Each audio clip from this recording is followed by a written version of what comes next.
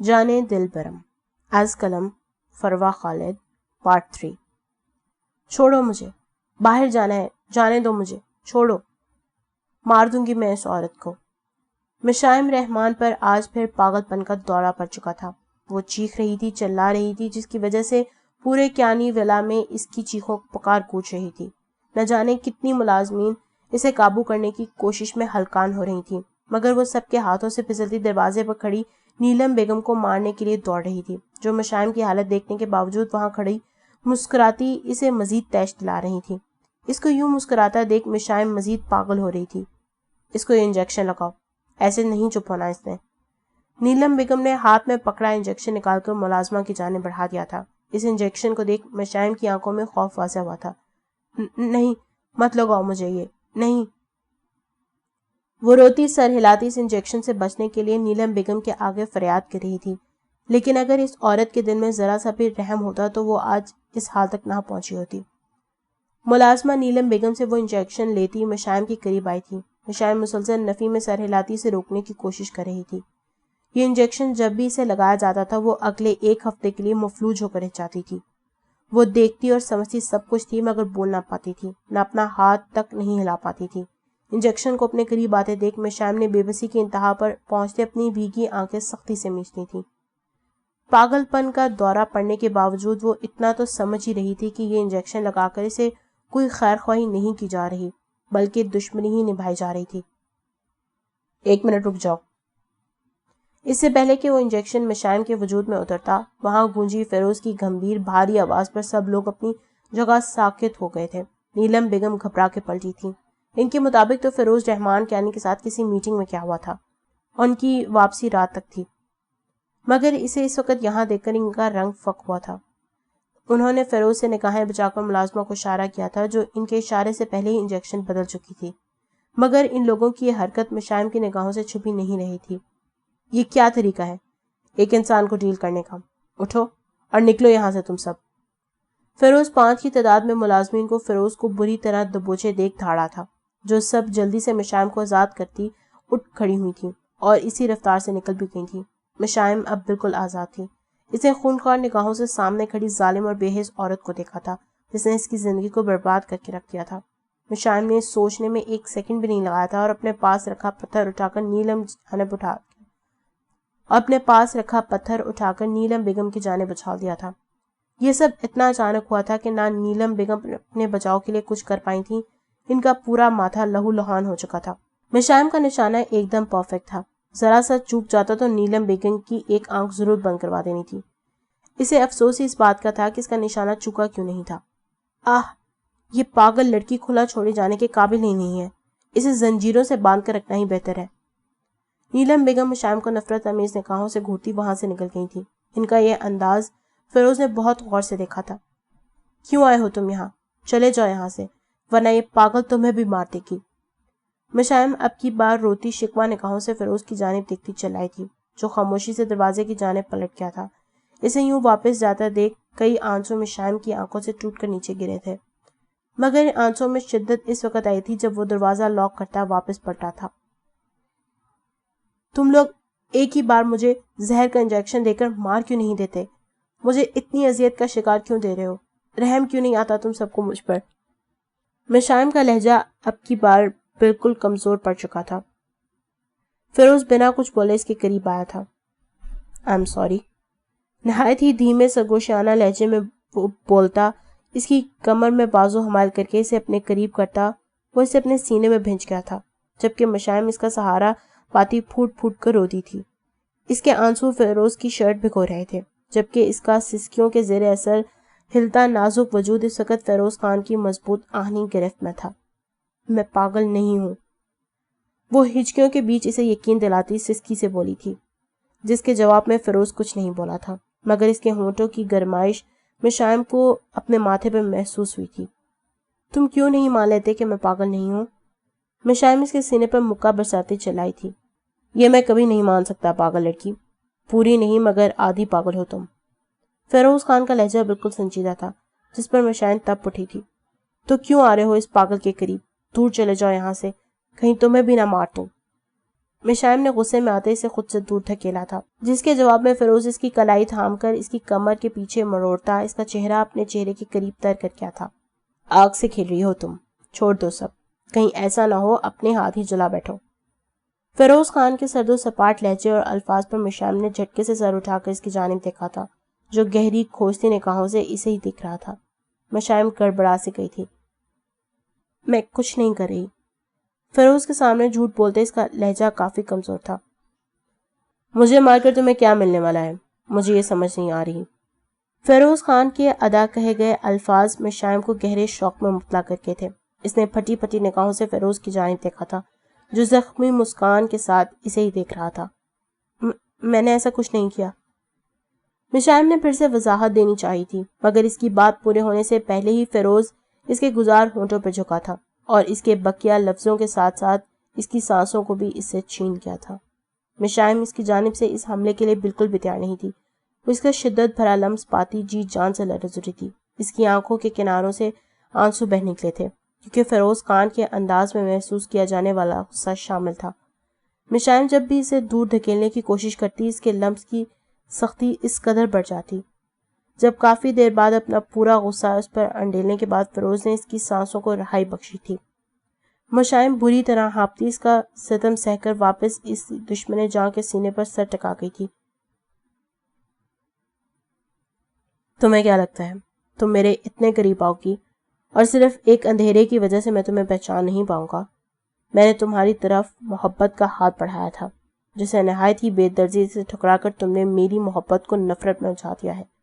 میرے دل و دماغ میں تمہاری نفرت کی آگ بھڑک رہی ہے، جو صرف تمہیں ہی برداشت کرنی ہوگی۔ اس کا چہرہ دونوں ہاتھوں کے پیالے میں بھرے ہوئے اس کے چہرے پر جھکے بولتا، اس کے اپنے لمس کی شدتیں سہنے کے بعد بے حال ہوئے ہونٹوں کا معائنہ کرتے ہوئے بولا تھا، میں نے کچھ نہیں کیا۔ ایک پاگل لڑکی سوائے چیخنے چلانے کے کچھ نہیں کر سکتی۔ اگر تمہیں مجھ سے اتنی ہی نفرت ہے تو اگلی بار اس عورت کو میرے قریب آنے سے مت روکنا۔ میں پاگل بن کر ہی رہنا چاہتی ہوں۔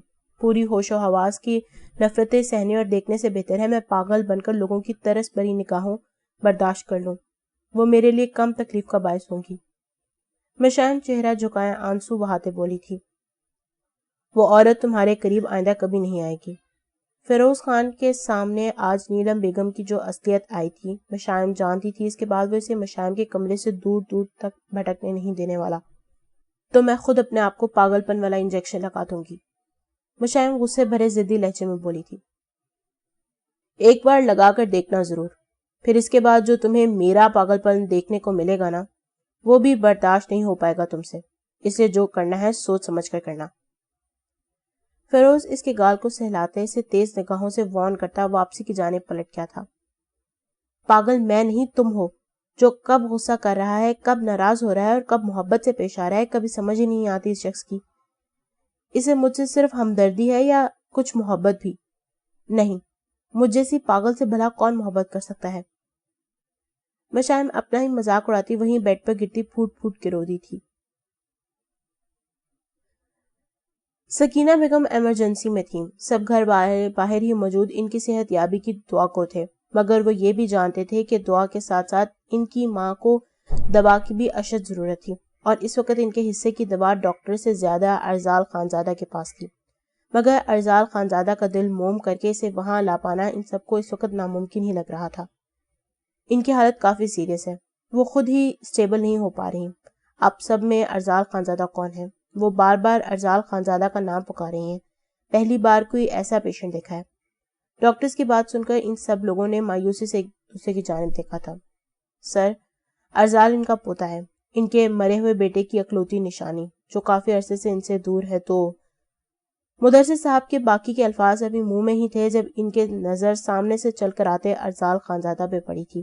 براؤن کلر کی شرٹ اور بلیک پینٹ پہنے وہ ماتھے پہ بکھرے بالوں کے ساتھ لاپرواہ سا چہرے پہ اپنے مخصوص سر تاثرات سجائے ان سب کے قریب آ رہا تھا۔ اتنے سالوں کے بعد وہ سب اسے دیکھ رہے تھے، جو پہلے سے کہیں زیادہ وجیح اور پرکشش ہو چکا تھا۔ اس کا چوڑا کسرتی وجود اور مغرور چال بتا رہی تھی کہ اسے آج بھی کسی کے ہونے نہ ہونے سے کوئی فرق نہیں پڑتا تھا۔ وہ یہاں آیا تھا تو صرف ان لوگوں کی فریادیں سن کر۔ ڈاکٹر صاحب، یہ ارزال خانزادہ ہیں۔ اس کا کسی سے بھی بات نہ کرنے کا ارادہ دیکھ یوسف خانزادہ جلدی سے بولے تھے، سر آپ پلیز آئیں میرے ساتھ. وہ ڈاکٹر اس کی سحر انگیز پرسنالٹی سے متاثر ہوئے بغیر نہیں رہ پایا تھا. دادی جان. ارزال نے سکینہ بیگم کے قریب بیٹھتے ان کا نحیف ہاتھ اپنی گرفت میں لیتے محبت بھرے لہجے میں پکارا تھا. وہ چاہے جتنا بھی ناراض اور غصہ ہی صحیح مگر مشینوں میں جکڑی اپنی دادی کو دیکھ وہ اپنے دل کو مزید پتھر نہیں رکھ پایا تھا. اس کی آواز کانوں میں پڑتے ہی سکینہ بیگم نے فوراً آنکھیں کھول کر اسے دیکھا تھا. ان کے منہ پر آکسیجن کا ماسک لگا تھا. وہ بول نہیں پائی تھیں مگر اپنا کانپتا ہوا دوسرا ہاتھ بھی بمشکل اٹھا کر ارزال کے سامنے دونوں ہاتھ جوڑتی اسے معافی کی طلبگار تھی.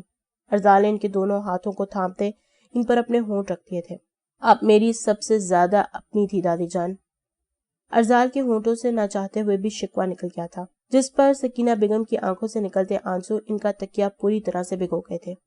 میں نے معاف کیا آپ کو دادی جان. میں اب ناراض نہیں ہوں آپ سے. ارزال پہلے اپنی ایک ماں کو کھو چکا تھا. وہ اب یہ سب کر کے اپنی ماں سے بڑھ کر محبت کرنے والی دادی کو نہیں کھونا چاہتا تھا جن سے دور رہ کر وہ پہلے ہی انہیں بہت سزا دے چکا تھا. پورے 7 سال بعد وہ آج انہیں اپنی صورت دکھا رہا تھا. اس کی دادی 7 سال تڑپتی تھی اس کی ایک جھلک دیکھنے کے لیے. آج جا کر ارزال نے ان کی سزا ختم کر دی تھی. نیمل کی انم اور فسیحہ سے بہت اچھی دوستی ہو چکی تھی. نیمل بہت ہی ہنسمکھ اور چلبلی سی لڑکی تھی جو بہت جلد لوگوں کے ساتھ گھل مل کر انہیں بھی اپنا بنا لیتی تھی. خانزادہ مینشن میں آئی ہر عورت سے اس کی دوستی تھی.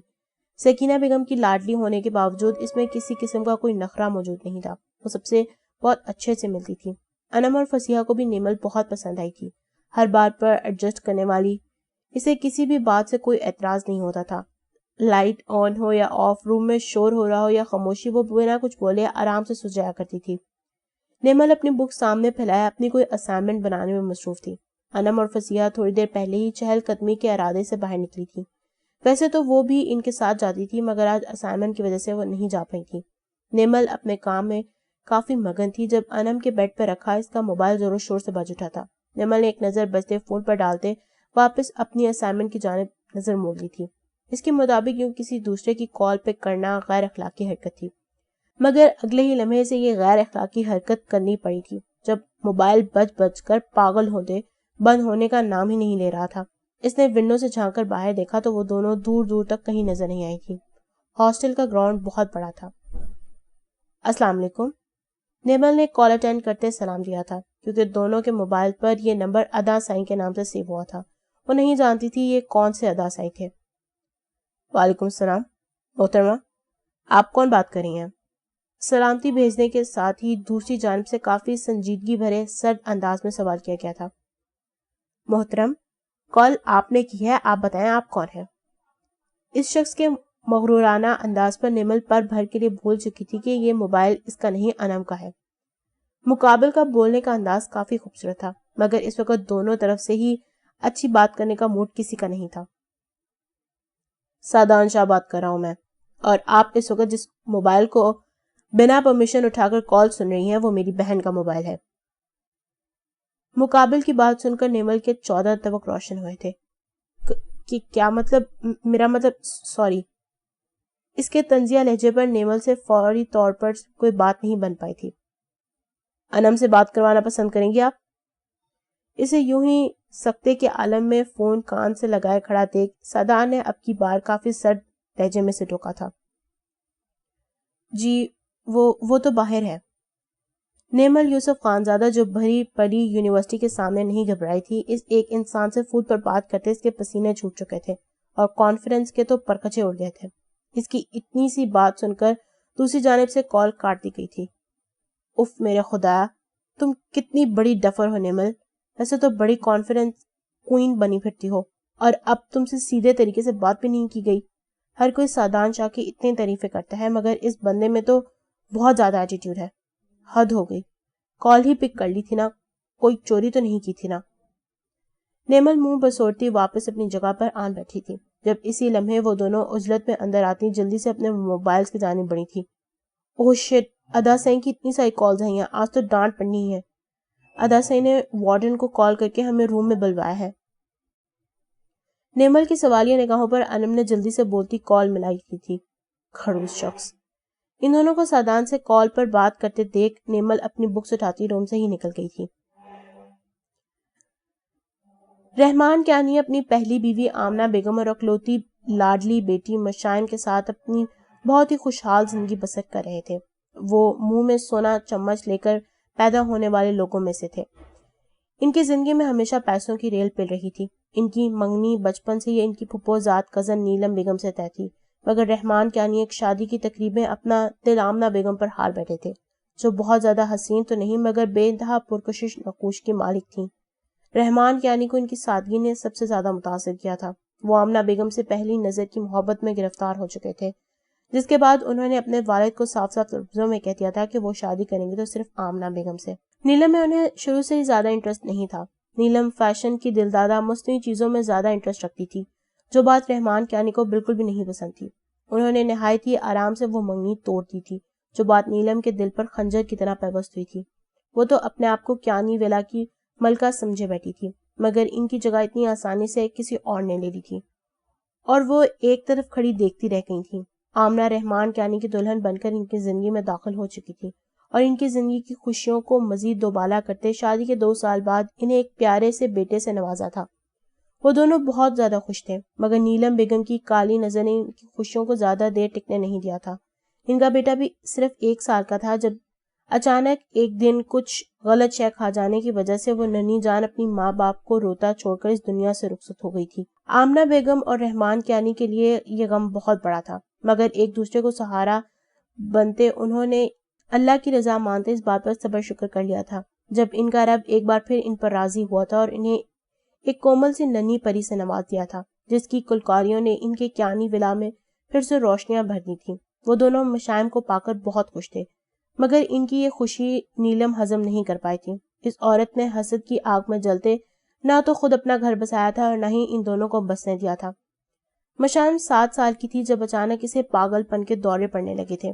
آمنہ بیگم اور رحمان کیانی اپنی لاڈلی بیٹی کی اچانک بگڑتی حالت دیکھ کر سکتے میں آ گئے تھے۔ اسے فوری طور پر ڈاکٹر کے پاس لے جاتے اس کا علاج کروایا گیا تھا، مگر یہ سلسلہ رکا نہیں تھا۔ ہر 2 مہینے بعد جیسے ہی انہیں لگتا کہ مشائمہ اب نارمل ہونے لگی ہے، وہ پھر سے اسی حالت کا شکار ہو جاتی۔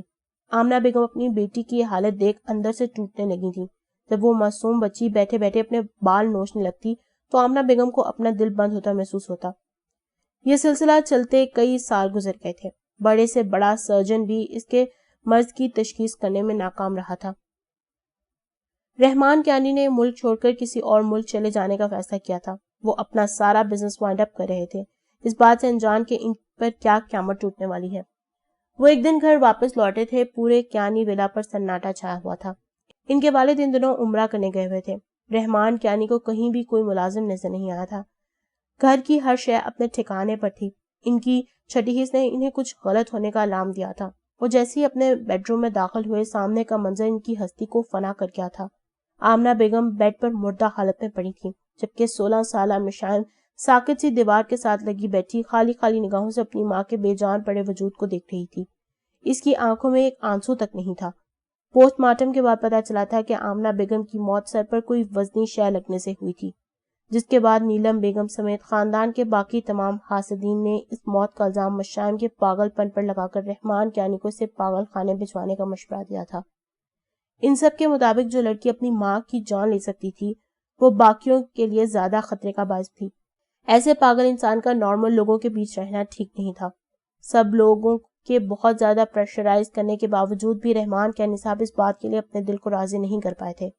ان کا دل کسی قیمت پر نہیں مانتا تھا کہ ان کی بیٹی اپنی ماں کو مار سکتی ہے، مگر رپورٹس اور پولیس کی جانب سے کی گئی تفتیش میں سارے ثبوت مشائم کے خلاف بنے تھے، جس کے باوجود بھی رحمان صاحب نے مشائم کو پاگل خانے نہیں بھیجا تھا۔ اپنی ماں کے جانے کے بعد مشائم بالکل گمسم ہو گئی تھی۔ اب اس پر پاگل پن کے دورے زیادہ پڑنے لگے تھے۔ وہ جب بھی کسی انجان چہرے کو اپنے قریب دیکھتی تو پاگل ہو اٹھتی تھی، خاص طور پر نیلم بیگم کو دیکھ کر تو وہ اپنا آپا بالکل کھو کر انہیں مارنے کو دوڑ پڑتی تھی۔ رحمان کیانی نے اپنے باپ اور باقی سب کے مجبور کرنے پر نیلم بیگم سے شادی کر لی تھی، جس کے بعد مشائم نے ان سے بات کرنا چھوڑ دی تھی۔ وہ جب بھی پاس آتے مشائم رونے لگ جاتی۔ جب انہی دنوں فیروز خان نے رحمان کیانی کے سیکیورٹی انچارج کے طور پر ڈیوٹی جوائن کر لی تھی۔ ہر روز صبح آتے جاتے مشائم کا اس سے آمنا سامنا ہوتا تھا۔ مشائم کو وہ انسان بہت عجیب لگتا تھا، کیونکہ وہ اسے باقی سب لوگوں کی طرح پاگل ٹریٹ نہیں کرتا تھا، نہ اس کے قریب آنے سے ڈرتا تھا۔ نہ ہی اسے طرز بھری نگاہوں سے دیکھتا تھا۔ مشائم کو اس بات پر خوش ہونے کے بجائے کوفت ہونے لگی تھی۔ کیوں آخر یہ شخص اسے باقیوں کی طرح ٹریٹ نہیں کرتا تھا؟ کبھی کسی کی جانب نظر اٹھا کر نہ دیکھنے والی لڑکی اب روز صبح شام اس کثرتی وجود کے مالک شخص کو دیکھنے کی عادی ہو گئی تھی، مگر اس کی آنکھوں میں پسندیدگی کی جگہ ناگواری اس وقت پھیلی تھی جب اس نے فیروز کو نیلم بیگم کے ساتھ بیٹھ کر چائے پیتے دیکھا تھا۔ ان دنوں اس کے بابا آؤٹ آف کنٹری گئے ہوئے تھے۔ مشائم کو اس لمحے نیلم بیگم سے مسکرا کر باتیں کرتا فیروز دنیا کا سب سے بڑا فریبی اور دھوکے باز انسان لگا تھا۔ مشائم کو ہر اس انسان سے نفرت محسوس ہوتی تھی جو نیلم بیگم کے قریب ہوتا تھا۔ یہی وجہ تھی کہ اس نے اپنے باپ سے بھی بات کرنا بند کر دی تھی۔ اس دن کے بعد سے مشائم نے فیروز کی جانب دیکھنا بھی چھوڑ دیا تھا، جو بات فیروز نے بھی واضح طور پر نوٹ کی تھی۔ اسے ایک دو بار مشائم کو مخاطب کرنے کی کوشش کی تھی، جس کے جواب میں مشائم اس کی گردن اور چہرہ نوچ کر رکھ دیتی تھی۔ باقی سب ملازمین کے مطابق وہ یہ سب اپنے پاگل پن کے دورے کے تحت کرتی تھی، مگر مشائم کے ساتھ ساتھ کافی حد تک فیروز خان بھی اچھے سے جانتا تھا کہ وہ یہ اپنے پورے ہوش و حواس میں کرتی تھی۔ فیروز خان کے قریب ہوتے اس لڑکی کو کبھی پاگل پن کا دورہ نہیں پڑا تھا۔ یہ اس کے اندر کا غصہ تھا جو اس صورت فیروز خان کے اوپر نکلتا تھا، مگر وہ لمبی چوڑی مضبوط جسامت کا مالک جو نہایت ہی آرام سے اس کا دھان پان لڑکی کو قابو کر سکتا تھا، وہ اسے کچھ کیوں نہیں کہتا تھا؟ مشائم آج تک اس بات میں الجھ کے رہ جاتی تھی۔ فیروز سے الجھنے کے بعد وہ اپنے بابا کے قریب ہونے لگی تھی۔ اسے فیروز سمیت ہر شخص اپنے بابا کا دشمن لگنے لگا تھا۔ جب ایک دن موقع دیکھتے اس کے بابا نے اس سے بہت بڑی بات کر دی تھی، کیا میری بیٹی اپنے بابا کی ایک بات مانے گی؟ رحمان کیانی نے بہت ہی محبت سے اسے پچکارتے سوال کیا تھا۔ جی بابا۔ مشائم نے ان کے سنجیدگی بھرے انداز پر غور سے ان کی جانب دیکھا تھا۔ دیکھو بیٹا، آپ کے بابا ہمیشہ آپ کو وہی کہیں گے جس میں آپ کی بھلائی ہوگی۔ مجھے پوری امید ہے کہ آپ میری بات کا مان ضرور رکھیں گی۔ میں آج ہی آپ کا اور فیروز کا نکاح کرنا چاہتا ہوں۔ رحمان کیانی نے مشائم کے ریاکشن سے اندر ہی اندر خوفزدہ ہوتے یہ بات کہی تھی، جبکہ مشائم ان کی اس غیر متوقع بات پر کتنے ہی لمحے کچھ بول نہیں پائی تھی۔ بابا، آپ چاہتے ہیں میں ایک ملازم سے نکاح کر لوں؟ مشائم نے بے یقینی سے اپنے بابا کو دیکھا تھا، جبکہ یہ اس کا دل بھی جانتا تھا کہ اگر اس وقت اس کے بابا اسے کسی بھی عام سے ملازم سے بات کرنے کو کہتے تو وہ تب بھی مان جاتی، مگر فیروز کے نام پر تو اس کی سانسیں ہی رک گئی تھی۔ وہ ملازم نہیں ہے مشائم، صرف میرا سیکیورٹی انچارج ہے۔ آپ بھی یہ بات جانتی ہو کہ اگر وہ نہ ہوتا تو اب تک آپ کے بابا آپ کے ساتھ نہ ہوتے۔ مجھے اپنی زندگی کا بالکل بھی بھروسہ نہیں ہے۔ میری ساری جائیداد کی اکلوتی وارث آپ ہیں۔ میرے بعد آپ کے ساتھ یہ دنیا نہ جانے کیا سلوک کرے، اس لیے میں آپ کو محفوظ ہاتھوں میں سونپ کر جانا چاہتا ہوں، اور اپنے بعد مجھے فیروز پر سب سے زیادہ بھروسہ ہے، اس لیے میں چاہتا ہوں آپ کا نکاح فیروز سے ہو جائے۔ رحمان کیانی نے بہت ہی رسانیت سے یہ بات سمجھائی تھی، مگر بابا۔ مشائم نے انکار کرنے کے لیے لب واق کیے ہی تھے جب اپنے بابا کی آنکھوں میں تیرتی نمی دیکھ وہ بالکل خاموش ہو گئی تھی۔ ابھی تک اس کی لائف کون سا اس کی مرضی سے گزری تھی جو وہ اب آگے کسی قسم کی بھی خوشی کی تمنا کرتی؟ آپ جو بھی فیصلہ کریں گے مجھے منظور ہوگا بابا۔ مشائم نے بھیگتی آنکھوں کے ساتھ چہرہ جھکائے حامی بھر دی تھی، اور پھر اسی شام مشائم کو اس شخص کے نام لگا دیا گیا تھا۔ مشائم اس رات بہت روئی تھی۔ ان دونوں کا یہ نکاح بہت ہی خفیہ طریقے سے کیا گیا تھا، جس میں فیروز کے ایک دوست اور رحمان یعنی کے چند ایک قریبی دوستوں نے گواہان کے طور پر شرکت کی تھی۔ نیلم بیگم تک کو اس نکاح سے بے خبر رکھا گیا تھا۔ مشائم فیروز کو اپنا دشمن سمجھتی تھی، تو دوسری جانب اسی شخص کے خیال پر اس کے دل کی دھڑکنیں الگ ہی تال پر دھڑکنے لگتی تھی۔ وہ اپنی کیفیت پر کوفت کا شکار ہوتی، خود کو ہی ذہنی طور پر ٹارچر کرتی رہتی تھی، اور اب بھی اکثر اس کا غصہ فیروز پر ہی نکلتا تھا۔ وہ جان بوجھ کر اسے تنگ کرنے کے لیے سب کے سامنے اپنا نوکر کہہ کر پکارتی تھی، مگر وہ پھر بھی اس کی بات کا برا نہیں مناتا تھا۔ ثانیہ اس کے بابا کے دوست کی بیٹی تھی جو فیروز کو بہت پسند کرتی تھی۔ ان دونوں کو ایک ساتھ دیکھ کر مشائم کو پاگل پن کا دورہ پڑنا یقینی ہوتا تھا۔ ایک طرف وہ شخص اس کا دشمن تھا تو دوسری طرف وہ اسی شخص کو کسی اور لڑکی کے ساتھ دیکھ بھی نہیں سکتی تھی۔ مشائم رحمان کیانی اپنی زندگی سے تنگ آ چکی تھی۔ ان کے گھر اکثر پارٹیز ہوتی تھیں، مگر مشائم کو کبھی بھی باہر نکلنے کی اجازت نہیں ہوتی تھی۔ کچھ معاملوں میں ہی صحیح، مگر رحمان کیانی نیلم بیگم کی سن لیتے تھے، اور نیلم بیگم کے مطابق مشائم ذہنی طور پر اس کنڈیشن میں نہیں تھی کہ اسے لوگوں کے بیچ پارٹیز میں رکھا جاتا۔ نیلم بیگم کا بس نہیں چلتا تھا کہ اس عورت کی بیٹی کو ہی ختم کر دے جس نے ان کی جگہ چھینی تھی ان سے۔ فیروز خان کے دماغ میں کب کیا چلتا تھا مشائم کبھی نہیں سمجھ سکتی تھی، اور یہی بات اس کا غصہ فیروز خان پر مزید بڑھا دیتی تھی۔ جانے دل برم، از قلم فروا خالد، پارٹ 4۔ تم نے کل ادا سائیں کی کال اٹینڈ کی تھی کیا؟ نیمل ان دونوں کے ساتھ یونیورسٹی کے گیٹ میں داخل ہوئی تھی جب انم نے کچھ سوچتے نیمل سے سوال کیا تھا۔ ہاں، مگر لگتا ہے اپنی زندگی کی بہت بڑی غلطی کرتی وہ کال پک کر کے۔ یار تمہارے بھائی کو تو لڑکیوں سے بات کرنے کی تمیز بھی نہیں ہے، نیمل ناک چڑھائے بولی تھی۔ اس نے آج تک سادان شاہ کی ہر جگہ تعریف سنی تھی، انم اور فصیحہ کی زبان پر تو ہر وقت اسی کا ذکر ہوتا تھا، مگر کل اس شخص سے پہلی بار بات کر کے نیمل کو وہ بہت روڈ لگا تھا۔ نہیں، ہمارے ادا سائیں سے زیادہ تمیز والا انسان اس زمانے میں کوئی ہو ہی نہیں سکتا، وہ عورتوں کو بہت عزت دیتے ہیں۔ فصیحہ نے فوراً اس کی بات کی نفی کی تھی۔ اس سے پہلے کہ نیمل اسے کوئی جواب دیتی، اسے عاطف اپنی جانب آتا دکھائی دیا تھا، وہ بھی اسی یونیورسٹی میں پڑھتا تھا۔ کیسے آپ ادا؟ انم، فصیحہ ان سے ملو، یہ میرے ادا سائیں ہیں، نیمل نے ان دونوں کی جانب دیکھتے مسکرا کر کہا تھا۔ عاطف کو سامنے دیکھ انم اپنی نگاہیں نیچے کر لی تھی، جبکہ عاطف کی پرشوق نگاہیں اسی پر ٹکی ہوئی تھی۔ جانتے ہیں ہم، یہ ہماری کلاس فیلو ہیں، نیمل کی بات پر فصیحہ نے مسکرا کر جواب دیا تھا۔ او اچھا، بہت اچھی بات ہے یہ تو پھر، نیمل نے حیران نگاہوں سے عاطف کی جانب دیکھتے فصیحہ کو جواب دیا تھا، جبکہ انم کا شرمانا، گھبرانا اور عاطف کا انداز نیمل کو کچھ سمجھا نہیں پا رہا تھا۔ اوکے، ہم بعد میں ملتے ہیں تم سے، ابھی کلاس کا ٹائم ہو رہا ہے۔ فصیحہ اور انم اسے کہتی خاموشی سے وہاں سے نکل گئی تھی، جبکہ نیمل خونخوار تیوروں سے عاطف کے ساتھ پلٹی تھی۔ عاطف، یہ سب کیا ہے؟ دادی جان نے تمہیں یہ سب کرنے کے لیے یہاں بھیجا تھا؟ نیمل کا بس نہیں چل رہا تھا کہ اسے کھینچ کر ایک تھپڑ عاطف کے منہ پر لگا دے۔ ادی سائیں، ہم سائڈ پر جا کر بات کر سکتے ہیں کیا؟ عاطف نے اس کے چلانے پر ارد گرد متوجہ ہوتے لوگوں کو دیکھ نہایت ہی نرمی سے اسے مخاطب کیا تھا، جو نرم انداز ان کے خاندان کے مردوں کا خاصا بالکل بھی نہیں تھا۔ نیمل کا دماغ معاف ہو چکا تھا۔ ادی سائیں، میں اور انم ایک دوسرے سے محبت کرتے ہیں۔ عاطف نے قدرے خاموش کونے میں آتے ہوئے نیمل کے سر پر بم پھوڑا تھا۔ نیمل پھٹی پھٹی نگاہوں سے اس کی جانب دیکھ رہی تھی۔ محبت؟ نیمل کے لب دھیرے سے پڑپڑائے تھے، یہ جانتے ہوئے بھی کہ وہ ہمارے دشمنوں کی بیٹی ہے، تم اس سے محبت کیسے کر سکتے ہو؟ نیمل کا ہاتھ اٹھا تھا اور عاطف کے چہرے پر نشان چھوڑ گیا تھا۔ عاطف خاموشی سے سر جھکائے کھڑا تھا۔ دادی جان نے یہ سب کرنے کے لیے تمہیں یہاں بھیجا ہے کیا؟ نیمل بنا کوئی لحاظ کیے دھاڑی تھی۔ اس کے لیے دادی سے بڑھ کر کوئی نہیں تھا، اس کی دادی سے جھوٹ بولنے والا، انہیں دھوکہ دینے والا اس کے لیے بھی دھوکے باز تھا۔ عاطف کوئی مجرم نہ ہوتے ہوئے بھی نیمل کے سامنے سر جھکائے کھڑا تھا۔ وہ خود کو نیمل کے ہر طرح کے رد عمل کے لیے تیار کر کے آیا تھا۔ جن لوگوں کی وجہ سے دشمنی تھی وہ کب کے مر کٹ گئے، اب کیسی دشمنی اور کیسا بدلا؟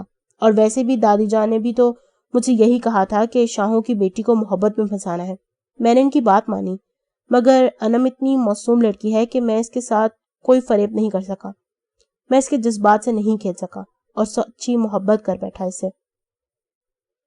نیمل عاطف کی بات سنتی سر پکڑ کے بیٹھ گئی تھی۔ یہ وہ عاطف تو بالکل نہیں تھا جو حویلی میں سکینہ بیگم کے سامنے ہوتا تھا، اس کے اندر تو کوئی اور ہی انسان بول رہا تھا۔ اس کا بھائی کس کی زبان بول رہا تھا آخر؟ کس نے یہ ساری پٹی پڑھائی ہے تمہیں؟ خونی رشتوں سے اوپر نہیں ہوتی یہ محبت۔ شاہ محل والے ہمیشہ سے ہمارے دشمن تھے اور دشمن ہی رہیں گے، نہ وہ ہمارے دوست بن سکتے ہیں اور نہ رشتہ دار۔ دادی جان بالکل ٹھیک کہتی ہیں، بہت تیز ہیں وہ لوگ، بہت شاطر۔ سالوں پہلے بھی یہی محبت کے کھیل کھیل کر ہم سے ہمارے اپنوں کو چھینا تھا، اور اب بھی وہ یہی کر رہے ہیں، مگر اس بار میں ایسا نہیں ہونے دوں گی۔ ان میں سے کسی ایک کو بھی نہیں چھوڑوں گی جس کی وجہ سے میری دادی جان کی آنکھوں میں آنسو آئے۔ بولو، کس نے یہ محبت کے سبق پڑھائے ہیں تمہیں؟ نیمل کے لہجے میں ان لوگوں کے لیے نفرت ہی نفرت تھی۔ سادان شاہ؟ عاطف نے نیمل کے پیچھے آ کھڑے سادان کو دیکھ کر اس کا نام پکارا تھا، جبکہ اپنے ارد گرد بکھرتی نہایت ہی دل فریب مہک نے نیمل کو خود میں جکڑ لیا تھا۔ کیا میں کچھ دیر آپ کی ادی سائیں سے بات کر سکتا ہوں؟ اپنے پیچھے سے سنائی دیتی وہی مردانہ گھمبیر آواز لہجہ اس کے کانوں سے ٹکرایا تھا، جو ایک بار نیمل پہلے بھی سن چکی تھی۔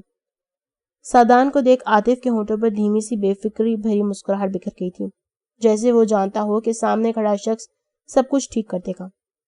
معاف کر دینا عادی، میں اپنے خاندان والوں کا بھلا ہی چاہتا ہوں۔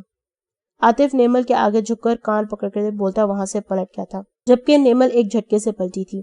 جب سامنے کھڑے وجاہت کے شہکار کو دیکھ نیمل نے فوراً نگاہیں پھیلی تھی۔ سفید رنگت اور خوبصورت سے ہونٹوں کے اوپر سجی مونچھیں جو اس شخصیت کو مزید روبدار بناتی تھیں۔ کریم کلر کے لباس کے اوپر سیاہ شال لپیٹے وہ پوری شان سے اس کے آگے کھڑا تھا۔ نیمل کے نگاہیں پھیرنے پر اس کے ہونٹوں پر ہلکی سی مسکراہٹ اپنی چھپ دکھلا کر غائب ہوئی تھی۔ محترمہ، کیا میں آپ کو آپ کے نام سے پکار سکتا ہوں؟ سعدان شاہ نے نہایت ہی مؤدبانہ انداز میں سے اجازت طلب کی تھی۔ اندرون سندھ کے علاقوں میں موجود سینکڑوں کے حساب سے موجود گوٹ پر مشتمل گاؤں دو خاندانوں کے بیچ بٹے ہوئے تھے۔ آدھے گاؤں شاہ خاندان کی وراثت میں آتے تھے جبکہ باقی آدھی خانزادہ خاندان کی جاگیر تھے، مگر ان دونوں خاندانوں کی آپس میں کبھی نہیں بن پائی تھی۔ لیکن سالوں پہلے محبت کے خالص جذبات نے ان دونوں خاندانوں کی دشمنی کی سرحد کو پھلانگ کر جو تباہی مچائی تھی، اس کے آثار آج بھی دونوں خاندانوں میں واضح نظر آتے تھے۔ سالوں پہلے کی بات ہے جب ایک دن شہر سے لوٹتے سکینہ خانزادہ کے لاڈلے اور سب سے چھوٹے بیٹے حارث خانزادہ کا ٹکراؤ شاہ محل کی بیٹی خولہ سے ہوا تھا۔ خولہ کے بارے میں وہ پہلے ہی سن چکا تھا، شاہ حویلی والوں کی پہلی بیٹی جو شہر جا کر تعلیم حاصل کر رہی تھی۔ وہ بہت ہی ذہین اور قابل لڑکی تھی۔ حارث خانزادہ پر اس نے زیادہ توجہ نہیں دی تھی، جو بات حارث کو بہت بری طرح چبھی تھی۔ اس نے فیصلہ کر لیا تھا اس نخریلی مغرور لڑکی کی توجہ اپنی جانب مبذول کروا کر ہی رہے گا۔ حارث اپنی گاڑی لے کر ہر روز اسی جگہ جا کر کھڑا ہونے لگا تھا جہاں سے خولہ کی گاڑی کا گزر ہوتا تھا۔ خولہ کو پہلے پہل تو اس بات پر بہت غصہ آتا تھا، مگر اس نے کبھی بھی گھر جا کر اپنے باپ اور بھائیوں سے اس بات کی شکایت نہیں کی تھی۔ حارث کافی ہینڈسم تھا اور گاڑی کے باہر کھڑا ہو کر بس اسے ایک نظر دیکھتا تھا۔ اس کا یہ دیوانوں بھرا انداز خولہ کو اپنی جانب اٹریکٹ کرنے لگا تھا۔ جب ایک دن نہ جانے کس احساس کے تحت اس نے گاڑی سے اتر کر حارث سے اس طرح کھڑے ہونے کی وجہ پوچھی تھی، مگر شاید یہی اس کی زندگی کا اٹھایا جانے والا سب سے بڑا غلط قدم تھا۔ حارث نے اس کے پوچھنے پر اپنی محبت کا اظہار کرتے اپنے دل کو اس کے سامنے کھول کے رکھ دیا تھا۔ خولہ سامنے کھڑے شاندار مرد کو اپنی محبت میں یوں پاگل دیکھ اپنے دل کو پگھلنے سے روک نہیں پائی تھی اور اس کے آگے اپنا دل ہار بیٹھی تھی، مگر وہ جانتی تھی کہ جو دشمنی ان دونوں کے خاندانوں کے بیچ موجود تھی وہ انہیں کبھی ایک دوسرے کا ہونے نہیں دے گی، اور ہوا بھی کچھ ایسا ہی تھا۔ خولہ کے بڑے بھائی کو اس بات کی خبر ہو گئی تھی، جس پر انہوں نے خولہ کے ساتھ مار پیٹ کرتے اس کا شہر جانا بھی بند کر دیا تھا اور اس کا نکاح فوری طور پر اپنے چچا زاد کزن سے کرنے کا فیصلہ کیا تھا۔ یہ خبر سنتے ہی حارث گھر میں اپنی بھابھی صوبیہ جو کہ اس کی ہر بات کی رازدار تھی کو بتائے اس کے روکنے کے باوجود خولہ کو اپنے ساتھ بھگا کر لانے کے لیے شاہ محل کی جانب نکل گیا تھا، مگر خولہ کے بھائی نے تو پہلے ہی سارے انتظامات کر رکھے تھے۔ جیسے ہی حارث شاہ محل پہنچا ایک جانب چھپے ان کے آدمیوں نے حارث پر گولیوں کی بچھاڑ کر دی تھی۔ حارث خانزادہ کو غیرت کے نام پر قتل کر دیا گیا تھا۔ یہ خبر جہاں خانزادہ مہنشن والوں پر قیامت کی طرح ٹوٹی وہیں خولہ اس بھیانک خبر کو برداشت نہیں کر پائی تھی۔ اس نے اسی لمحے زہر کھاتے اپنی جان دے دی تھی۔ پورے علاقے میں کوہرام مچ گیا تھا۔ خانزادہ مینشن گہرے غم میں ڈوب چکا تھا۔ وہ لوگ اپنے جوان بھائی کی موت پر غم اور غصے سے پاگل ہوتے شاہ محل کے سارے مردوں کو مار دینے کا ارادہ رکھتے تھے، مگر سکینہ بیگم نے ان سب کو اپنی قسم دے کر روک دیا تھا۔ ایک بیٹے کو کھو کر وہ بری طرح سے غم سے نڈھال تھیں۔ ان میں اتنی ہمت نہیں بچی تھی کہ مزید نقصان کروا سکیں۔ پنچایت نے بھی شاہ محل والوں کے حق میں فیصلہ سنایا تھا۔ ان کے گاؤں میں غیرت کے نام پر بہت سخت سزا ملتی تھی۔ حارث خانزادہ نے شاہ محل والوں کی عزت پر حملہ کیا تھا، اس کا انجام یہی تھا۔ یہ فیصلہ نہایت ہی ناانصافی پر مبنی تھا، مگر ان دونوں شاہ محل والوں کا پلڑا بھاری تھا، جس کی وجہ سے خانزادہ مینشن والوں کی ایک نہیں سنی گئی تھی۔ مگر اللہ رب العزت سے بڑا منصف کوئی نہیں تھا، جس نے پنچایت کے فیصلے کے اگلے ہی دن اپنا انصاف دکھایا تھا۔ خولہ کا بڑا بھائی جس نے حارث کو نہایت ہی بے دردی سے قتل کروایا تھا، گاؤں سے شہر جاتے اس کی گاڑی کا بہت برا ایکسیڈنٹ ہو گیا تھا، جس کے نتیجے میں گاڑی کھائی سے نیچے جا گری تھی۔ اس کی میت کو بہت بری حالت میں باہر نکالا گیا تھا۔ پنچایت والوں نے اگر ناانصافی کی تھی، لیکن سکینہ بیگم کو اپنے بیٹے کے قتل کا بدلہ مل چکا تھا۔ جس نے ان کے بیٹے کو قتل کیا تھا وہ بھی اس دنیا میں باقی نہیں رہا تھا، مگر سکینہ بیگم اپنے دل سے بدلے کی آگ کبھی ختم نہیں کر پائی تھی۔ حارث نے اپنی جس بھابھی کو اپنی محبت کا راز بتا رکھا تھا، سکینہ بیگم کو جیسے ہی اس بات کا علم ہوا انہوں نے اپنی بہو نورین بیگم کا جینا دوبھر کر دیا تھا۔ وہ نورین کو بھی اپنے بیٹے کا قاتل سمجھتی تھی، جس نے اتنی بڑی بات پتہ ہونے کے باوجود ان لوگوں سے چھپائی تھی۔ وہ نورین بیگم کو بھی بیٹے کو کھونے کا درد کا مزہ چکھانا چاہتی تھی۔ یہی وجہ تھی کہ انہوں نے 7 سال کے ارزال خانزادہ کو نورین بیگم سے چھین لیا تھا اور نورین کو گھر سے نکال دیا تھا۔ ارزال کو سب کی طرف سے یہی بتایا گیا تھا کہ اس کی ماں کی ڈیتھ ہو چکی ہے۔ بہت سالوں بعد ارزال سے اس کی امی کی کزن نے رابطہ کرتے سے اس کی ماں کی خراب حالت اور ساری سچائی سے آگاہ کیا تھا، جو سنتے ہی ارزال بھاگا بھاگا اپنی ماں کے پاس پہنچا تھا۔ مگر اتنے سالوں سے بیٹے کی جدائی سہتی نورین بیگم کافی کمزور اور بیمار پڑ چکی تھی۔ ارزال خانزادہ ساری سچائی جاننے کے بعد خانزادہ مینشن والوں سے قطع تعلقی کر چکا تھا۔ اس نے اب اپنا پورا ٹائم اپنی ماں کو دینے کا فیصلہ کیا تھا اور نورین بیگم کی بہت زیادہ دیکھ بھال کی تھی۔ سکینہ بیگم نے ارزال کو اپنے پوتے کے بجائے بیٹے سے بڑھ کر محبت سے پالا تھا۔ ارزال کے بابا کی پہلے ہی ڈیتھ ہو چکی تھی، جبکہ اس کی ماں کو انہوں نے خود چھینا تھا، جس کی وجہ سے وہ سکینہ بیگم کو بہت زیادہ عزیز تھا۔ مگر ارزال کے یوں چھوڑ کر جانے سے سکینہ بیگم کو بہت بری طرح ہرٹ ہوا تھا۔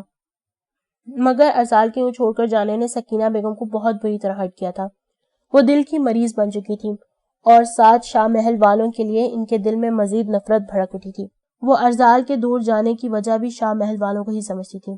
ارزال کچھ سال ہی اپنی ماں کی آغوش کی گرمائش محسوس کر پایا تھا، جب نورین بیگم اسے کچھ سال اپنے پاس دیکھ اپنی ممتا کی پیاس بجھاتی اپنے بیٹے کو تنہا چھوڑ کر اس دنیا سے رخصت ہو گئی تھی۔ اس خبر پر خانزادہ مینشن کا ہر شخص دکھی ہوا تھا اور شدید پشیمان بھی، جنہوں نے اتنے سال ایک ماں کو اس کے بیٹے سے دور رکھ کر اتنا بڑا گناہ سرزد کیا تھا۔ وہ سب چاہتے تھے کہ ارزال واپس خانزادہ مینشن میں لوٹ آئے، مگر ارزال کا غصہ ابھی کم نہیں ہوا تھا۔ اسے خانزادہ مینشن والوں کو اپنی صورت بھی نہ دکھانے کی قسم کھا رکھی تھی، لیکن وہ دل سے اپنے خاندان والوں کی محبت بھی کم نہیں کر پایا تھا۔ یہی وجہ تھی کہ سکینہ بیگم کی بیماری کو سنتے وہ خود کو ان کے پاس آنے سے روک نہیں پایا تھا۔ سکینہ بیگم آج تک اپنے جوان لاڈلے بیٹے کی موت کا دکھ نہیں بھول پائی تھی۔ اس کے خون میں لت پت لاش آج بھی ان کی آنکھوں کے پردے پر روز اول کی طرح نمایاں ہوتی تھی، جو ان کو راتوں کو سونے نہیں دیتی تھی۔ وہ بھی شاہ محل والوں کو اسی درد سے گزارنا چاہتی تھی، مگر وہ کوئی خون خرابہ نہیں چاہتی تھی۔ وہ اپنے بیٹوں کو نقصان نہیں پہنچانا چاہتی تھی، اس لیے انہوں نے نیمل اور عاطف کی صورت شاہ محل والوں سے بدلہ لینے کی ٹھانی تھی۔ ان کے یہ دونوں پوتا پوتی ان کے بہت قریب تھے، سب سے زیادہ نیمل، جس کی ہر بات اس کی دادی سے شروع ہو کر انہی پر ختم ہوتی تھی۔ انہوں نے عاطف کو داخلہ اسی یونیورسٹی میں لینے کو کہا تھا جہاں شاہ محل والوں کی بیٹیاں پڑھتی تھیں۔ وہ چاہتی تھی عاطف انم کو اپنی جھوٹی محبت کے فریب میں پھنسا کر بھگا لے جائے تاکہ شاہ محل والوں کی عزت پورے گاؤں میں اچھلے۔ وہ جو اپنا شملہ اٹھائے ہر محفل میں قابل عزت انداز میں بیٹھے تھے، ان کا وہ سر ہی جھک جائے، اور سب سے بڑی ذمہ داری تو انہوں نے نیمل کو سونپی تھی، شاہ محل کے سب سے زیادہ چمکتے ستارے سادان کو اپنے حسن کے جال میں پھنسا کر اسے دل کا روگ لگانے کا۔ وہ نیمل کو شاہ محل میں داخل کروا کر وہاں کی جڑیں کھوکھلی کرنا چاہتی تھی۔ اس طرح ہی ان کے بدلے کی آگ بجھ سکتی تھی، مگر اس سب میں وہ بھول گئی تھی کہ اس سارے کھیل میں نقصان تو ان کے اپنے لاڈلے پوتا پوتی کا ہونا تھا۔ ان دونوں کی زندگیاں بھی برباد ہو جانی تھی، لیکن سکینہ بیگم کی آنکھوں پر بندھی انتقام کی پٹی انہیں کچھ اور دیکھنے ہی نہیں دے رہی تھی۔ عاطف سکینہ بیگم کی شاہ محل والوں کے خلاف ڈالی گئی نفرت کے تحت ہی یوں نہیں آیا تھا، اور انم سے بھی پہلی بار اسی نیت سے ٹکرایا تھا، مگر انم جیسی معصوم لڑکی کی بھولی بھاری صورت اور صاف کوئنے سے اتنا متاثر کیا تھا کہ اس کے دل میں موجود نفرت جھاگ کی طرح بیٹھ چلی تھی۔ اسے فصیحہ سے پتا چلا تھا کہ انم تو اسے پہلے ہی پسند کرتی ہے۔ گاؤں کی تقریب میں وہ عاطف کو دیکھ چکی تھی، جو سن کر عاطف کو کافی حیرانی ہوئی تھی۔ یہ جانتے ہوئے کہ وہ ان کے دشمن خاندان سے تعلق رکھتا ہے، وہ اسے پسند کیسے کر سکتی تھی، یہ جانتے ہوئے کہ وہ کبھی ایک نہیں ہو سکتے۔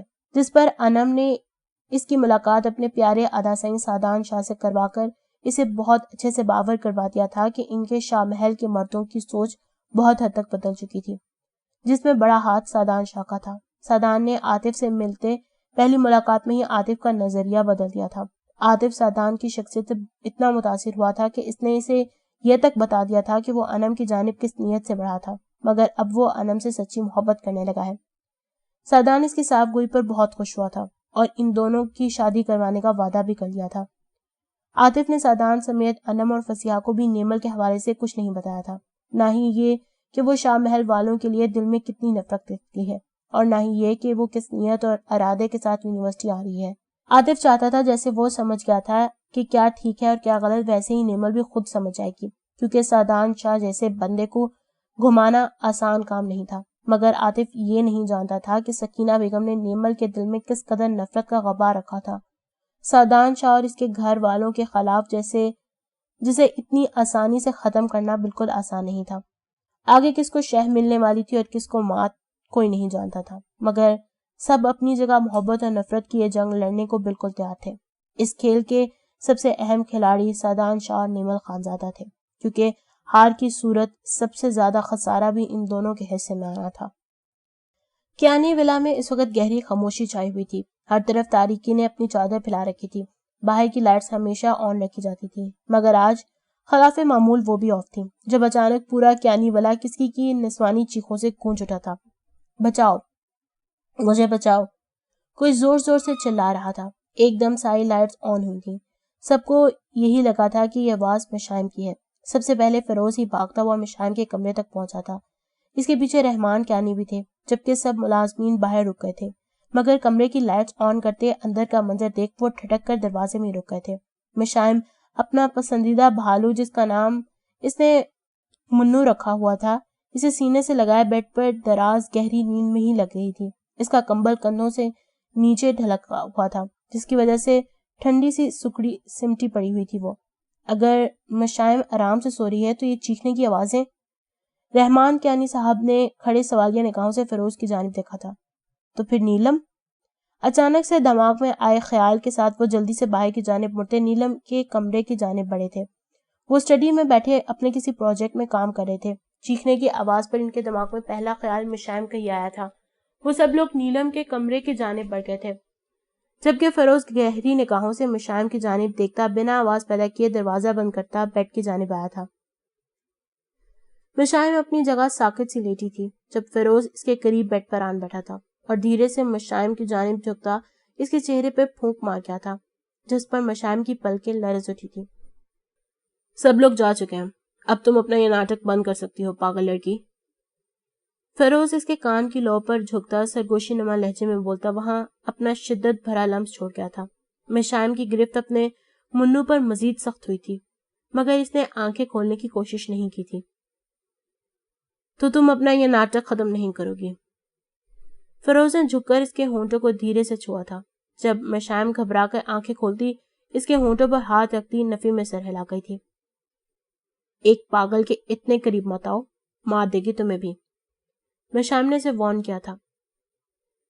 فیروز خان کو مرنے سے ڈر نہیں لگتا، کئی بار موت کو بہت قریب سے دیکھ چکا ہوں۔ اس کے بازو سے اس کے بھالو کو کھینچتا وہ اسے دور اچھال گیا تھا۔ یہ کیا کر رہے ہو تم؟ میرے منو کو کیوں چھینا ہے تم نے مجھ سے؟ مشائم اس کی اس حرکت پر چلاتی خونخوار لہجے میں بولتی اسے نوچنے کے در پر ہوئی تھی۔ اس کا پاگل پن کب اود آتا تھا کوئی نہیں جانتا تھا، مگر فیروز خان اب اسے قابو کرنا سیکھ گیا تھا۔ جیسے میرے قریب تم کسی اور کو ہونا برداشت نہیں کر سکتی، ویسے ہی مجھے بھی تمہارے اتنے قریب کسی اور کی موجودگی پسند نہیں ہے۔ اس کے دونوں ہاتھوں کی انگلیوں میں اپنی انگلیاں پھنساتا وہ انہیں تکیے پر رکھ گیا تھا۔ مجھے پرواہ نہیں ہے، تم کسی کے ساتھ بھی جاؤ، مگر مجھے میرا منو واپس کرو۔ وہ غصے سے لال ہوتی چلائی تھی۔ فیروز اس کے اوپر جھکا پوری فرصت سے اسے دیکھ رہا تھا۔ جس لڑکی کو دیکھ کر کوئی نہیں کہہ سکتا تھا اسے پاگل پن کے دورے پڑتے ہیں، جن کی شدت اس قدر ہوتی تھی کہ وہ غصے میں دوسروں کو جان سے مارنے پر تل جایا کرتی تھی۔ میں سچ میں چلا جاؤں گا اور پھر کبھی واپس نہیں آؤں گا۔ فیروز نے اس کے ماتھے پر آئے بال ہٹاتے اسے باور کروایا تھا۔ مجھے نہیں چاہیے ہو تم، چلے جاؤ میری زندگی سے۔ تم میرے اور میرے بابا کے دشمن ہو، مارنا چاہتے ہو ہمیں، اسی لیے یہاں رہ رہے ہو، ورنہ ہمارے ساتھ رہنا کوئی بھی پسند نہیں کرتا۔ یہ الفاظ ادا کرتے مشائم کی آنکھوں سے آنسو بہ نکلے تھے۔ مجھے تمہیں مارنے سے کیا حاصل ہوگا؟ فیروز نے اس کے سوچ جانا چاہی تھی۔ میرے بابا کی ساری دولت، جائیداد، سارا پیسہ، مشائم پورے یقین سے بولی تھی، جبکہ اس کا یہ جواب سن کر فیروز اپنا کہہ کر روک نہیں پایا تھا۔ تم پاگل ہوتے ہوئے بھی اتنی سمجھدار ہو، مجھے اندازہ نہیں تھا۔ میں یہاں کسی لالچ کے تحت رکا ہوا ہوں، مگر وہ لالچ، یہ دولت، جائیداد بالکل بھی نہیں ہے۔ کھڑے کھڑے تمہارے بابا کی یہ ساری دولت خرید سکتا ہوں، پاگل لڑکی۔ مگر اس دولت کے علاوہ اس گھر میں ایک ایسی قیمتی شے موجود ہے جسے حاصل کرنے کا جنون اور خواہش مجھے یہاں اس طرح خوار ہونے پر مجبور کر رہا ہے. اگر وہ مل جائے نا مجھے تو آئی سوئر 1 منٹ نہیں لگاؤں گا یہاں سے جانے میں. اس کے غصے کی شدت سے ابھرے گالوں پر باری باری اپنے لب رکھتے وہ مشائم رحمان کو گہری سوچ میں مبتلا کر گیا تھا. دولت کے علاوہ اور ایسی کیا قیمتی شے ہے یہاں؟ تم مجھے بتاؤ، میں بابا سے کہہ کر تمہیں دلوا دوں گی، پھر بے شک تم چلے جانا، پلیز کبھی لوٹ کر مت آنا. مشائم کی آنکھوں سے آنسو کا سیلاب رواں ہو چکا تھا. مجھے وہ دلا دو ایک بار، میں پکا وعدہ کرتا ہوں کبھی دوبارہ لوٹ کر یہاں نہیں آؤں گا. فیروز کی نگاہیں اس دیوانی لڑکی کے بہتے آنسوؤں پر تھیں. تم مجھے بتاؤ، میں وعدہ کرتی ہوں بابا سے لڑ جھگڑ کر تمہیں وہ دلوا دوں گی، پھر تم چلے جانا یہاں سے. مشائم بےتاب تھی فیروز کی وہ قیمتی شے جاننے کے لیے جس کی خاطر وہ اتنے سالوں سے یہاں خوار ہو رہا تھا. تم وعدہ کر چکی ہو، اب مکر مت جانا. فیروز اس کے ہاتھ آزاد کرتا بیڈ سے اٹھ گیا تھا. مشائم رحمان اپنی بات سے نہیں مکرتی، تم بولو جلدی. وہ لڑکی جاننے کو بےتاب تھی. وہ بھی بیڈ سے اٹھتی فیروز کے مقابل آن کھڑی ہوئی تھی. جب فیروز کی شوخ نگاہوں نے اس کے نائٹ گاؤن میں کھلی ڈوریوں کو گھورتے مشائم کا چہرہ شرم سے لال کر دیا تھا. وہ فوراً اس کی جانب سے رخ موڑتی اپنی ڈوریاں بند کرنے لگی تھی، مگر وہ ایک دوسرے میں ایسے الجھی تھی کہ مشائم 10 منٹ لگانے کے باوجود وہ بند نہیں کر پائی تھی. مشائم رحمان اپنا کوئی بھی کام فیروز خان کی مدد کے بغیر نہیں کر سکتی ہے نا. اس کے قریب آتے فیروز اسے انہی ڈوریوں سے تھامتا اپنی قریب تر کر گیا تھا. شرم اور خفت کے مارے مشائم کا چہرہ لال ہوا تھا. مشائم نے بھی کچھ بولنے کے لیے منہ کھولا ہی تھا جب فیروز اس کی ڈوریاں باندھتا اپنی جانب اٹھی اس کی نگاہوں کو ہونٹوں سے چھو گیا تھا. مشائم اس کی حرکت پر خائف ہوتی دور ہٹی تھی. میری توجہ ہر ایک کو نہیں ملتی، لوگ ترستے ہیں میری توجہ حاصل کرنے کو. تم بہت ناشکری ہو مشائم رحمان. جس دن فیروز خان نے تم پر توجہ دکھانی چھوڑ دی اس دن بہت پچھتاؤ گی. فیروز نے اسے وارن کیا تھا، انہی کو اپنی یہ توجہ دکھاؤ جو مرے جا رہے ہیں اس کے لیے. مجھے پرواہ نہیں ہے، مجھے تمہاری یہ طرز بھری توجہ نہیں چاہیے. مشائم کا غصہ سامنے کھڑے شخص پر مزید بڑھ چکا تھا کیونکہ وہ اپنے منہ سے اس بات کا اظہار کر چکا تھا کہ وہ کسی لالچ کے تحت یہاں رکا ہوا ہے. جیسے ہی اس کا وہ لالچ پورا ہوگا وہ اسے چھوڑ کر چلا جائے گا. فیروز خان کو اس سے کوئی محبت نہیں تھی، وہ اس کے ساتھ صرف ٹائم پاس کر رہا تھا. میں ہی بے وقوف ہوں، بھلا ایک پاگل لڑکی سے کون محبت کرتا ہے. خود سے ہی الجھتے مشائم کی آنکھوں میں ایک بار پھر سے آنسو بہہ نکلے تھے. مجھے بتاؤ اس قیمتی شے کے بارے میں. مشائم اسے خاموشی کے ساتھ وہاں سے پلٹا دیکھ فوراً سے اس کے سامنے آئی تھی. کیا تم میں اتنا حوصلہ ہے کہ اس کا نام سن پاؤ گی؟ فیروز نے اس کے کپ کپاتے نازک سراپے کو گھورتے ہوئے پوچھا تھا. ہاں سن پاؤں گی، بولو تم. مشائم کی تڑپ بتا رہی تھی کہ وہ کتنی شدت سے نام جاننا چاہتی تھی. میری وہ قیمتی شے جس کی خاطر میں اتنے سالوں سے یہاں خوار ہو رہا ہوں وہ میری بیوی مشائم رحمان ہے، جسے لیے بغیر میں اس گھر سے نہیں جاؤں گا، جو میری زندگی کا سب سے قیمتی اثاثہ ہے. فیروز ابھی مزید بول رہا تھا جب مشائم آگے بڑھی تھی اور اس کے منہ پر زوردار تھپڑ رسید کر گئی تھی. وہ یہاں پر ہی رکی نہیں تھی، اس نے فیروز کی گردن کو اپنے ناخنوں سے نوچ ڈالا تھا. کوئی اور دیکھنے والا یہی سمجھتا کہ مشائم رحمان پر پاگل پن کا دورہ پڑ چکا ہے، مگر ہمیشہ کی طرح اس کی جانب سے دیے گئے یہ زخم برداشت کرتا فیروز خان بہت اچھے سے جانتا تھا کہ لڑکی پورے ہوش و حواس میں سب کر رہی تھی. فیروز خان آرام سے اسے روک سکتا تھا، مگر اسے ہمیشہ کی طرح آج بھی سے کچھ نہیں کہا تھا. چلے جاؤ میرے گھر سے، کبھی واپس لوٹ کر مت آنا. مجھے تمہاری صورت سے بھی نفرت ہے. تم دنیا کے سب سے برے اور بزدل انسان ہو جو ایک پاگل لڑکی کے ساتھ محبت کا کھیل کھیل رہے ہو. تمہارے پیچھے ثانیہ اور اس جیسی کئی اچھی اور پڑھی لڑکی امیر کبھی لڑکیاں پاگل ہیں، اور تمہیں میں چاہیے ہوں. فیروز خان تم میرے بابا کو بے وقوف بنا سکتے ہو مگر مجھے نہیں. تمہیں بھلا مجھ جیسی پاگل لڑکی دے ہی کہہ سکتی ہے. یہ زخم، ذہنی ٹینشن اور ہر وقت کا پاگل پن، کس کو چاہیے ہوگی ایسی بیوی جسے لوگوں کے سامنے لے کر جانے کے بجائے زنجیروں میں باندھ کے رکھا جاتا ہو، جسے لوگوں کے سامنے لے جانا باعث شرمندگی ہو. کیوں ہو تم یہاں پر؟ چلے کیوں نہیں جاتے یہاں سے؟ خدا کے لیے چلے جاؤ ورنہ میں مزید پاگل ہو جاؤں گی، مار دوں گی خود کو میں۔ مشائم اپنا غصہ اور ساری فرسٹریشن اس پر نکالتی آخر میں اس کے سامنے ہی سر جھکائے کھڑی پھوٹ پھوٹ کر روتی تھی۔ جب فیروز اس کی نازک کمر میں اپنا فولادی بازو حمائل کرتے اسے اپنی جانب کر کیا تھا۔ آج بہت اچھے سے یقین ہو چکا ہے کہ مشائم رحمان آدھی نہیں پوری پاگل ہے۔ فیروز کی مسکراتی آواز پر مشائم نے جھٹکے سے سر اٹھا کر اس کی جانب دیکھا تھا، جو بات ادھوری چھوڑتا ہونٹوں سے اس کے چہرے پر بکھرے آنسو چن رہا تھا۔ مشائم رحمان پاگل ہے، مگر صرف فیروز خان کے پیار میں پاگل۔ تم مجھے اپنا دشمن سمجھتی ہو تو ٹھیک ہے، مجھے اس کی پرواہ نہیں ہے، مگر ایک بات ہمیشہ یاد رکھنا، تمہیں جب بھی غصہ ہو اپنا یہ پاگل پن صرف مجھ پر نکالا، کسی اور کو تم سے ذرا بھی نقصان نہیں پہنچنا چاہیے، چاہے ہیوی ڈوز والا انجیکشن لگانا ہے یا نوچنا کھسوٹنا ہے، تم سب مجھ پہ ہی نکالو گی۔ آج تم نے نیلم کیانی پر حملہ کیا، اگر آئندہ اسے یا کسی اور کو اس طرح نقصان پہنچایا تو مجھ سے برا کوئی نہیں ہوگا۔ فیروز مشائم کے اتنا سب کرنے پر بنا اسے سختی سے پیش آئے نہایت ہی نرم لہجے میں بولتا اس کے ماتھے پر اپنے ہونٹوں کا عقیدت بھرا لمس چھوڑتا وہاں سے نکل گیا تھا، جبکہ اس کے الفاظ پر مشائم ساکت و جامد سے کھڑی رہ گئی تھی۔ یہ شخص آخر کس مٹی کا بنا ہوا تھا؟ اس کے اتنے برے سلوک کے بعد بھی وہ اس پر غصہ کیوں نہیں کرتا تھا؟ مشائم رحمان آج اس کے جانے کے بعد نہ ہی روئی تھی، نہ ہی چلائی تھی، نہ ہی کمرے کی چیزیں پھینک پھینک کر خود کو نقصان پہنچایا تھا، کیونکہ وہ اپنا سارا غصہ فیروز پر نکال چکی تھی۔ گاڑی کے سٹارٹ ہونے کی آواز پر وہ جلدی سے ٹیرس پر گئی تھی، جب گیٹ سے اسے فیروز کی گاڑی باہر نکلتی دکھائی دی تھی۔ I'm sorry۔ آج پہلی بار مشائم رحمان کو اپنی غلطی کا احساس ہوا تھا، اور یہ دو الفاظ بے اختیار اس کے ہونٹوں سے نکلے تھے، مگر ان لفظوں کو سننے والا اب وہاں سے جا چکا تھا۔ مشائم بنا اپنی کوئی بھی پاگل پن دکھائے خاموشی کے ساتھ ٹیرس کی ریلنگ تھامے وہیں بیٹھ گئی تھی۔